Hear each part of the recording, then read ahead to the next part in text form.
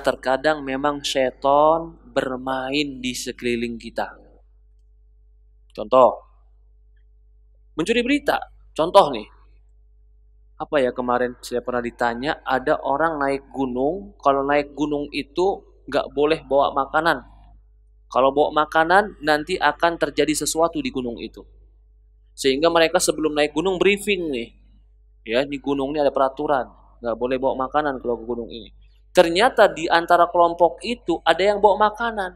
Sehingga mereka tersesat di gunung. Begitu pulang, bener dong. Ya nggak? Ini bukan benar. Ini kerjaan jin. Karena dia ketika briefing ikut. Ketika briefing dia ikut. Dan dia tahu si fulan bawa makanan. Dikerjain sekalian. Akhirnya menyebabkan kita percaya. Sama seperti pakai baju hijau di Laut Selatan. Kalau betul Ustaz, ada orang pakai baju hijau ke Laut Selatan kesurupan. Karena dia ingin seolah-olah mematahkan kekuasaan jin. Jin merasa terhinakan. Ini kan udah peraturan yang dibuat kalian sendiri.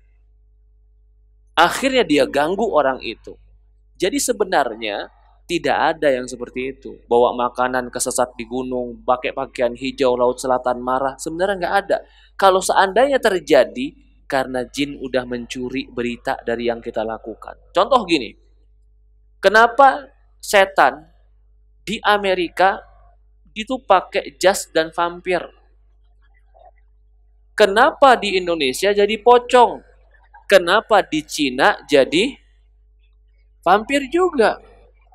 Kenapa itu terjadi? Karena diucapkan di masyarakat, nanti ada pocong. Pocong itu gimana? Begini, begitu, begitu. Akhirnya dia keluarlah pocong. Begitu orang Jakarta kenal nasi manis jembatan Ancol, keluarlah si manis jembatan Ancol. Karena asumsi mereka ada penjaga jembatan Ancol. Perempuan cantik, keluarlah itu jembatan Ancol. Tapi ketika di Bali, kepala yang terbang. Kenapa cuma ada di Bali kepala terbang? Nggak ada di Jawa Barat. Ya kan? Karena itu semua tergantung apa yang sedang diucapkan. Apakah jin Indonesia kalau udah sampai Amerika pakai jas? Hah? Bisa jadi. Kenapa tidak ada jin khusus Arab? Hah? Karena mereka nggak pernah menggambarkan tentang jin itu. Tapi kalau jinnya itu di Indonesia beraneka ragam. Setiap daerah punya masing-masing jin. Iya. Lalu ketika kita lihat betul-betul ada poncong, apa yang tergambarkan? Oh, berarti betul-betul ada poncong. Padahal jin ingin menyesatkan kita. Berarti ada mayat hidup. Sesat nggak orang mengatakan mayat ada yang hidup?